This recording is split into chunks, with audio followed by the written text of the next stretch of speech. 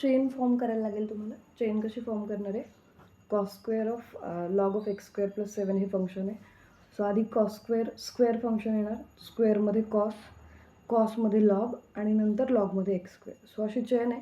तर डिफरन्शिएट करताना we have to differentiate square first. Okay, so cos square of log of x square plus 7. ठीक आहे. Derivative of square is, we know that derivative of x square is 2 × x. तसंच इथं पण येणार, म्हणजे 2 × cos of log of x square plus 7 multiply it with d/dx of cos of log of x square plus 7. ठीक आहे. So it is equal to 2 times cos of log of x square plus 7 multiplied by cos चं derivative minus sine. So minus sine log of x square plus 7.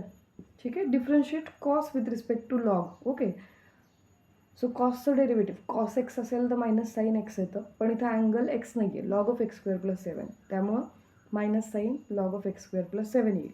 Multiplied by d/dx of log of x square plus 7. Okay, so here it is equal to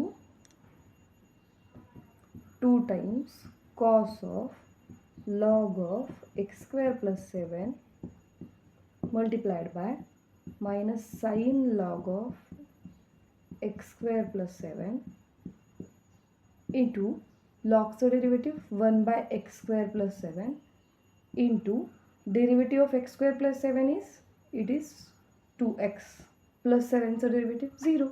So this is the final answer. Thank you.